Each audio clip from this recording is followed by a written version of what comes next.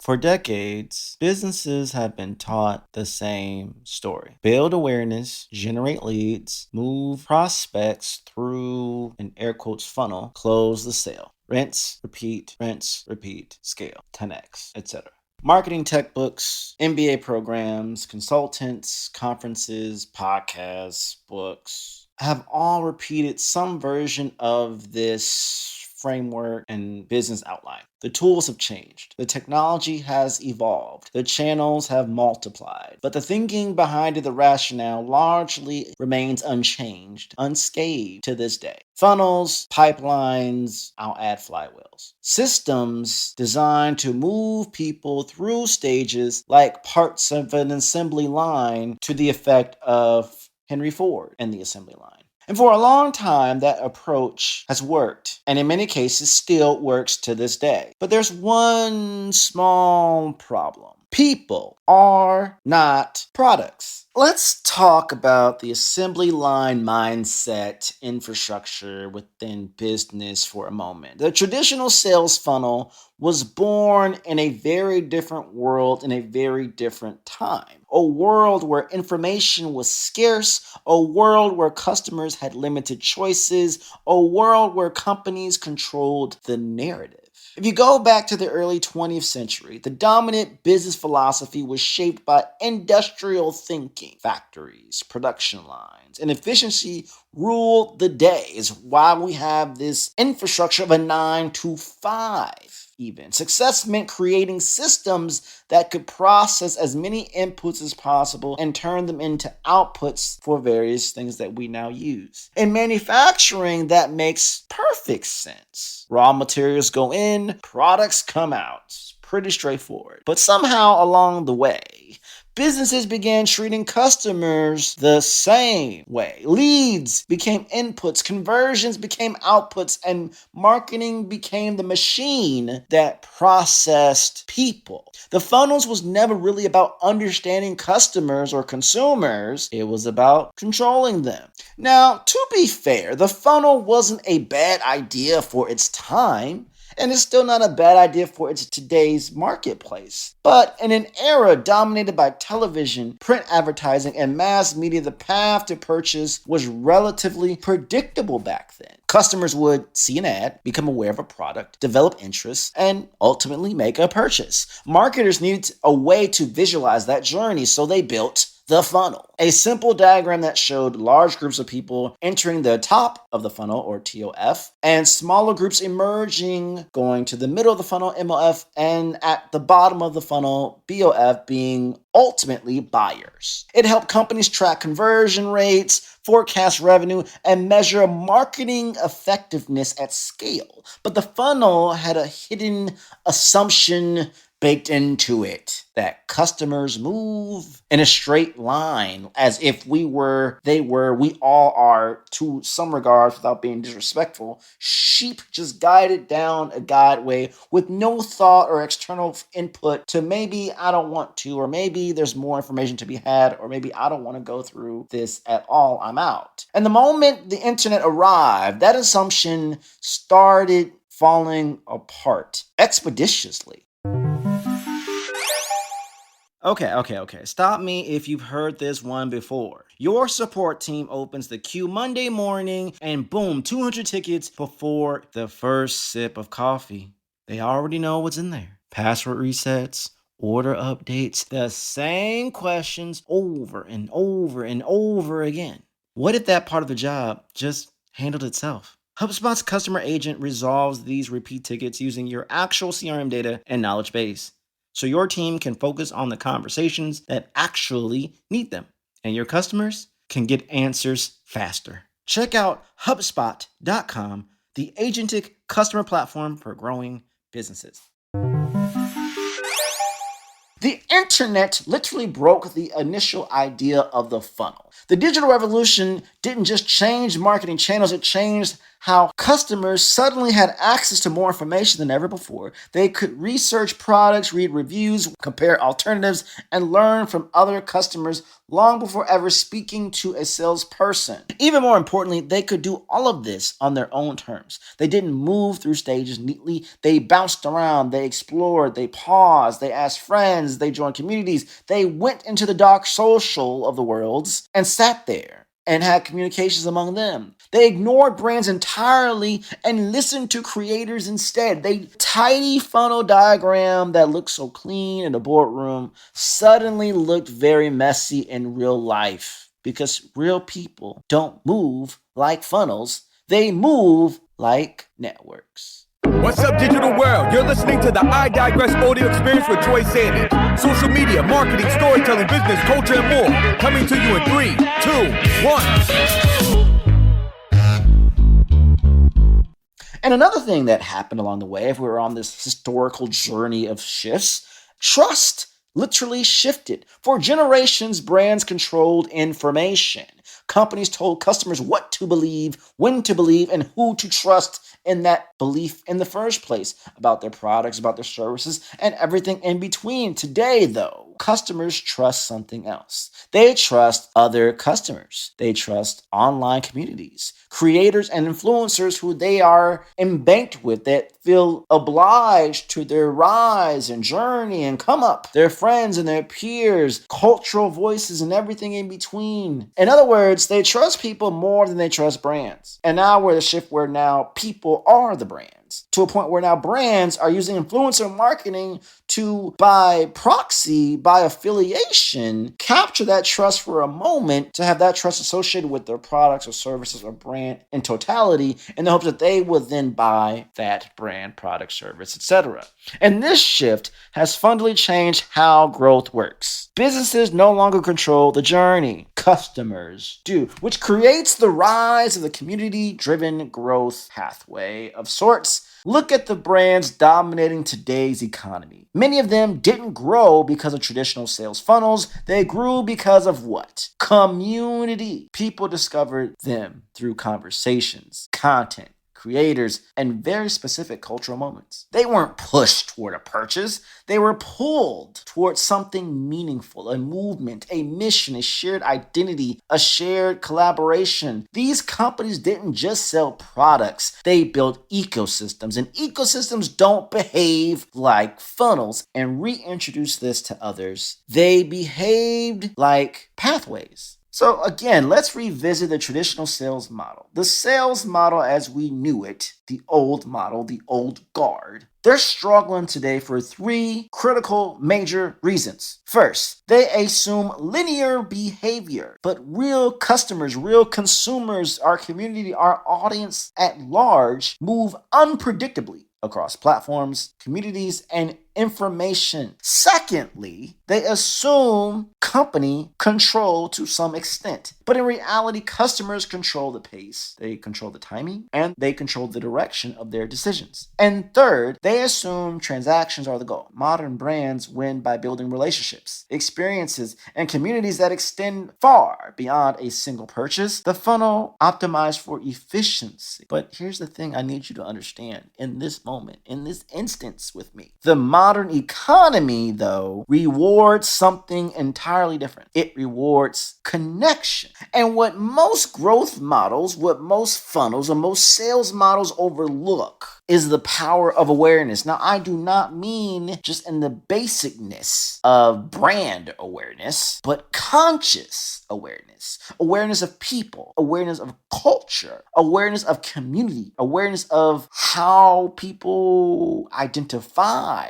What is their identity? Belongingness, representation, influence, trust, and buying decisions just the same. Businesses that ignore these forces may still grow for a season. They may still grow for a while. But businesses that understand them in totality of this awareness, this conscious awareness, this elevation of awareness, will create something much stronger. What they create is something we all honestly want in business, and that's sustainable growth. But here's the premise. Here's the meat of what all I've been trying to articulate to this moment to express to you all to get us to this point is simply this. What if instead of forcing customers through a funnel, a business focused on building environments, ecosystems, infrastructure where people naturally move toward them on their own? What if growth wasn't about pressure, but attraction? What if the goal wasn't just conversions? It was genuinely about connection. This is where I would like to introduce to some a new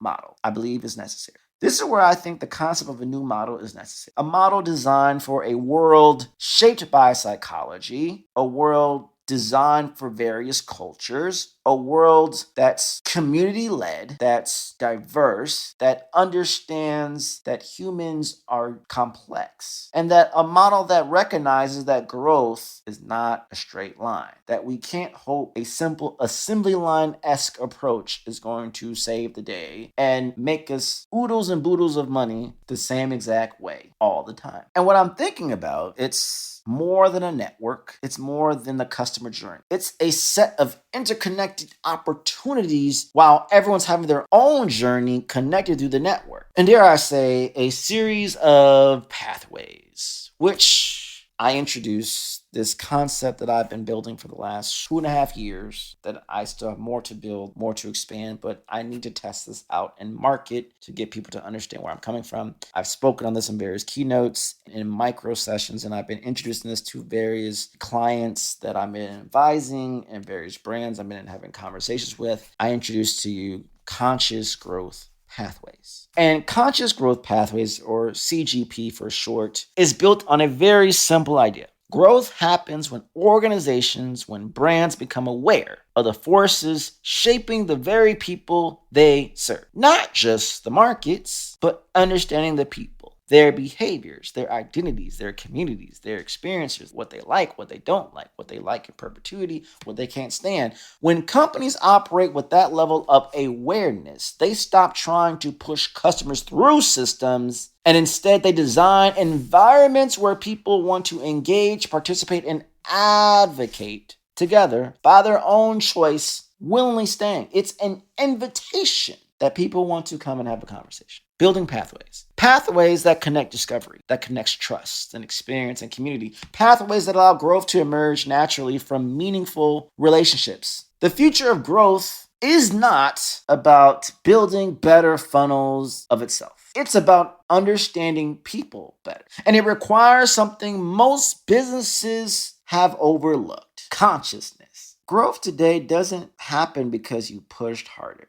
Growth happens because you connected deeper. Customers don't want to feel processed. They want to feel understood. They want to feel represented. They want to feel like they belong. When businesses recognize this shift, something really powerful and dynamic happens. Marketing becomes more meaningful. Brands become more human. And growth becomes more sustainable because it's more meaningful and more human together. That's where this new thinking comes into play. That's where my CGP comes into play. Because conscious growth, if I can make this very simple, means operating with true human awareness. Awareness of the market, awareness of the economy, awareness of how external forces are pressing on the very people you're trying to connect with, on their minds, their worries, their cares, their concerns, and having the intent to be mindful with how we communicate because they value that. It's awareness of culture. It's awareness of how people think and behave and decide. Most companies focus on what they can sell, but conscious companies focus on who they serve. That difference changes everything. And the moment you can understand it's not about what I'm selling, but rather who I'm serving, your product, your offering, what you actually bring to the table as the bridge between point A and point B being that outcome, can change a million times. But because you care about who you serve more than anything else, to an extent, you're going to be sustainable in ways you couldn't if you were so obsessive about selling a product until the wheels come off. Because when you truly understand people, growth stops being something you chase And growth becomes something you attract, and we all know I would rather attract people than go chasing a dollar. I can attract a dollar. I can attract people who may not even be buyers yet, but because they're identifying as a possibility, they also, through their connections and network, attract more people that I could ever attract on my own and definitely chase on my own. So traditional sales models assume customers move in straight lines, and we've already debunked that in history that that's not the case. Reality tells a different story. Customer discovers brands in dozens of different ways, and various ways we've already talked about: content creators, communities, culture. And there's just so much there. We want to learn, we explore, we do our own research, we ask our friends, we watch, we learn. Sometimes we buy impulsively. Many times it may take months or maybe even years, because growth is not linear, it is dynamic, which means businesses need more than funnels. And this is why pathways are necessary. Marketing School is brought to you by the HubSpot Podcast Network, the audio destination for business professionals. Marketing legends Neil Patel and Eric Sue bring you daily actionable digital marketing lessons learned from years in the trenches. With nearly 100 million downloads and over 2,500 episodes, Marketing School delivers bite-sized marketing wisdom you can implement immediately. Whether you have a new website or you're an established business, you'll learn the latest in SEO, content marketing, social media, email marketing, conversion optimization, and general online marketing strategies that work today from people who actually practice marketing and run businesses. New episodes drop daily, so you're guaranteed to find insights that help you grow faster. Listen, I consume Marketing School and I love it because it's a daily format with no fluff approach. Each episode is 10 to 15 minutes, packed with actionable strategies from entrepreneurs who've built multiple successful companies, and is digestible in a way that you can fully understand, comprehend, and move forward with it today. If you want real-world marketing tactics from practitioners who are still in the arena building and scaling businesses, this show is perfect for you. Listen to Marketing School wherever you get your podcast. And I've talked about this before in various episodes of I Digress. It's actually also in keynotes that you can find on YouTube and other exposés and bylines I've echoed about. But I find myself sitting with this a little bit, and I think it's a good premise to echo. I have this thing called 6 Eyes, and I'm working on a lot of these different values for people. But the companies that thrive in the future will not simply be the ones with the largest budgets or the most advanced technology. They will be the ones with the deepest understanding of the people they serve. They will recognize that community builds trust in ways traditional advertising never could. They will also understand that growth is not a straight line multiple times, but I need to reinforce this with you. It is a continuum of relationships, of experiences, of moments, all connected and threaded together that influence how people think and feel and experience a brand, equating to trust, equating to loyalty, equating to advocacy. And businesses that learn to navigate these pathways will not just generate more revenue. They will build stronger communities. They will be more resilient organizations through tough economic times. They will be more meaningful to those they serve. Bring this to a close because I don't want to give all of my nuggets away. This is a test run of something I'm working on, building on for you to consider and process. And that is that Conscious Growth Pathways is a human-centered growth model that replaces traditional sales funnels, pipelines, and flywheels with a multidimensional, awareness-driven system for sustainable and scalable business growth. Really leaning towards pathways shaped by psychology, culture, community, and dynamic human experience. It defines how businesses attract, engage, convert, retain, and expand through awareness, systems, and human connection, not linear transaction. And it's built on the philosophy that growth is not necessarily a funnel, a pipeline, flywheel, but it's a network of paths. It's not linear, being funnel. It's not mechanical, being pipeline. It's not cyclical, being flywheel-ish. It's adaptive. It's human-centered. It's multi-directional. It's system-driven. And the conscious, which I emphasize with this, represents awareness at every level of growth. It's market awareness. It's customer awareness. It's cultural awareness. It's internal awareness. It's strategic awareness. It's purpose awareness. You are aware of the market. You are aware of the community. You're aware of the environment. You understand the demand. You understand the reality, and you understand, and you are to a point fully comprehensive about your own moral, social responsibility in the world at large. And then the meaning of pathways. It replaces outdated models because growth is not one directional, customers do not move linearly, and business do not scale uniformly. Pathways in this context that I'm trying to bring out represents multiple entry points, nonlinear journeys, dynamic movement, continuous engagement, and evolving relationships. And this is where I'm going to land this plane with something I've echoed a lot in the past, and I never really gave it a full name. I'm giving it one now. And I'm still working through this. So again, this is my proprietary things I'm working through, but I do want to share nuggets and optimize and improve it as it goes along to introduce and see what people think is my 6I growth cycle. My 6I growth cycle, which defines a continuous process required to investigate, activate, execute, evolve, and refine growth within a business or system. And it's a cyclical growth model and not a linear process. These 6 phases are investigation, initiation, integration, implementation, innovation, and introspection. And it's under the premise that growth is not a one-time event. It's not a one-time moment in time or activation. Growth is a continuous cycle of learning, action, refinement, and evolution. You don't arrive at growth. You move through it repeatedly at higher levels as time goes on. The first part is you cannot grow what you do not understand. And so within these 6 phases, again, being investigation, initiation, integration, implementation, innovation, and introspection, it's the phases for you to look at how to move things forward. For investigation, this is the process of understanding reality before taking action. That's market research, that's consumer behavior, that's data analysis, that's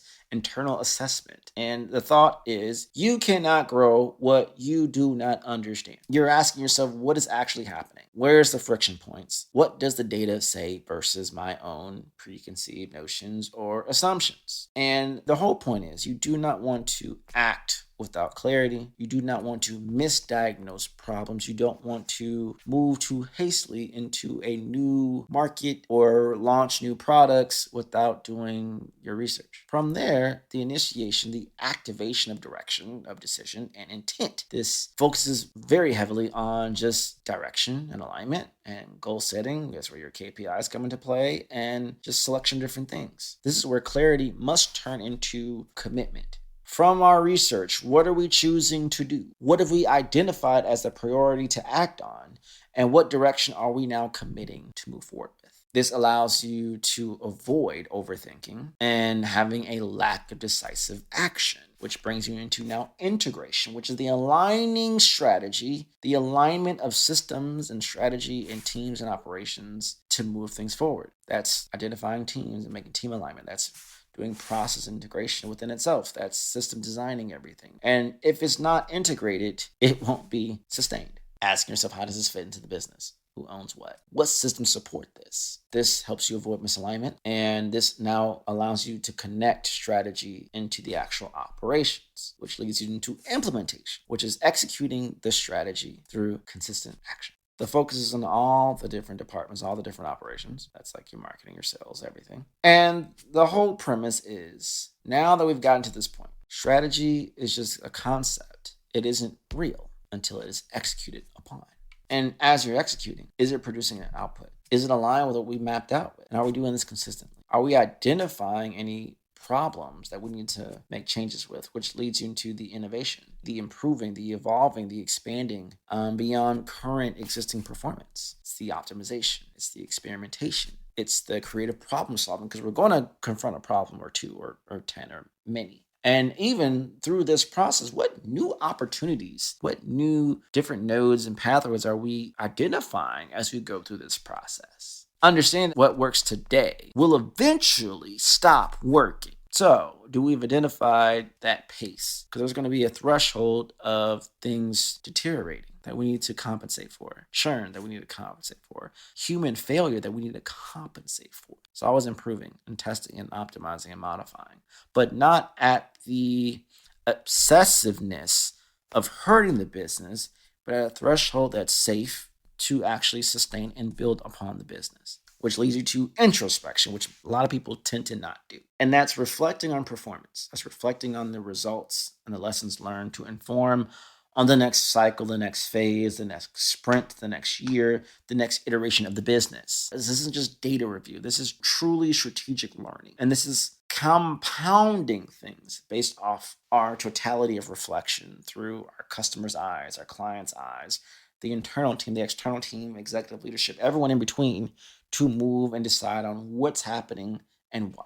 And to bring this to just a easier conceptualization, investigation informs better decisions. Initiation creates direction. Integration embeds strategy. Implementation creates results. Innovation evolves performance, and introspection creates awareness, and the cycle restarts itself at a higher level of improvement and optimization each and every time. So, Troy, what does that mean for me? Well, if you're in the phase investigation, you're probably lacking clarity. And if you're in the phase of initiation, you're probably lacking direction. If you're in the integration phase, you're probably lacking alignment. If you're in the implementation phase, you're lacking execution. If you're in the innovation phase, you're lacking evolution. And if you're in the introspection phase, you're lacking awareness. So how do we diagnose this? Well, I got you covered. If your investigation is weak, you are guessing, not strategizing. If your initiation is weak, you're stuck in analysis. You're in that loop. If your integration is weak, strategy isn't sticking. If your implementation is weak, nothing's actually happening. You're doing a lot of busy work, but nothing's being produced. Nothing's being productive. If your innovation is weak, simply put, you've plateaued. And if your introspection is weak, you are repeating mistakes. Again, most businesses fail not because they lack effort, but because they break the cycle. They act without investigating. They start without integrating, they execute without innovating, and they grow without reflecting. The result being inconsistent growth, repeated mistakes, and stalled momentum. And I know some people think, I reflect all the time. That's good. I challenge you to go a step further because introspection is actually stronger than reflection. Reflection is simply just looking back. Introspection, though, is examining internally the systems, your decisions, the identity, the culture, the very fabric of all the different components together. And this aligns with the philosophy of consciousness, awareness, and system thinking, which connects us back to consciousness, cognition, behavior loop being the conscious growth pathways. So this brings me back to just something I want to reiterate, that awareness creates direction, direction creates action, action creates systems, and systems create growth. And we need to understand that it's not just about the performance of the systems, not just about trusting AI can fill in all the voids and increase volume and velocity and the perception of value by all the output that we now can use with AI as a tool. It's having the consciousness to understand that growth goes beyond that. And I don't want to just have a one-to-one journey for once. I want to multiply that journey by creating nodes and pathways to which people can willingly choose at any point in time to come in and out, but never forget. They remember, they tell some friend, that person tells a friend, and that invites the conversation to be had to consider us all the way through. This is where I think conscious growth pathways and pathways in general, in conjunction with funnels, pipelines, and flywheels even, to some extent, can be different and enhanced and improved. We're not saying dismantle all the different things from before. We're challenging you to create things on top. However you want to use the words, whether it's a funnel, a flywheel, a pipeline, a pathway, something else entirely, the yellow brick road for all we care, is up for debate, is subjective. I don't want you to get tongue-tied in the language of what I'm using. So I'm asking to consider how you're looking at the environment, the journey that people are coming on, and the ways you're tracking and measuring how they lead and go through. I want people to go in and out as much as they want. They can explore, they can look, they can tell a friend, they can send signals in many ways that I can't even track, becoming more of a cookieless world, right? So we don't even have the option to track to the extent that we do. People care more about their privacy. They want their own time to research and learn and feel like they have made their own decision in what they choose to do and not feel like they're being subliminally fed something that they don't have the option of choice, or that they feel constrained or restricted that they have to use your product or service because you were the first on the scene. No, I'm choosing to use you because I'm choosing to be loyal, or there's a human connection deeper to it. There's a moment in there monumental to me, to my brain, to my experience that I'm still willing to choose you regardless of if your prices go up, if you have different views in my opinions of things, whatever the case might be. I see you as a necessity to my growth, to my life. And when a brand, a business, a product, a service, an offer can align to that molecular level of someone's psyche, that's powerful. But that's not power you can take. It is earned and given, and it's respected, and it can be rescinded at any point in time. So having that consciousness, that awareness to understand to that level and create a business model, sales, marketing, community, social, engagement, experience, all things to flow in that dynamic will make you a more sustainable business now and in the future. I would love to know what your thoughts are on that thought as I'm building it out and really working on some really great things to give to my community, not only for the I Digress podcast experience, but for my potential clients, and new other avenues I'll be creating and publishing and pushing down the road this year and the years to come. All into something I'm developing. So I would love to know your thoughts, your input, your feedback, your challenges, your questions. And is this something viable? Is this something that you would want to hear more of in depth and in its entirety? Let me know. Go to troy@findtroy.com, email at findtroy at all my social media channels. I'm here for the community. I'm here for the people to help them. I'm here for businesses, small businesses, startups, founders, people who really want to take growth to the next level and tie that to a strategic way that makes sense for them, where they are and where they're trying to be. And I get it. That was a lot, but hopefully it was valuable because it felt great talking about it. I'm excited about it. And I hope you are too. I hope it sparks some ideas to consider. I need to revisit my funnels and my pipelines, or maybe I need to create my own pathways to make sure things are moving smoothly. If you're just starting your journey, if you've been in your journey for a while, or you're trying to scale and make some pivots, hey, this is applicable to every part of your journey. And more importantly, to those who actually are the consumers, the customers, the constituents, the community that you're targeting, that you're trying to build community ecosystems and environments around to actually build, grow, and scale your business, your product, your service, whatever the case might be. I appreciate you. I thank you for listening, and I will see you next time. And that's a wrap. We hope you enjoyed this episode of I Digress. What was your takeaway? Care to share your thoughts and tag Troy on social media? You can find him on all platforms at Find Troy. Don't forget to like, subscribe, and leave a review or comment for this episode from wherever you're listening.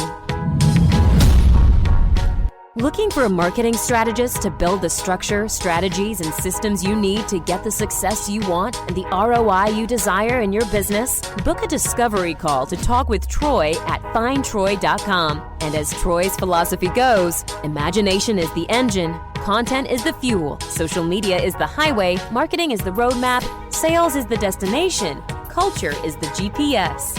Thanks for listening.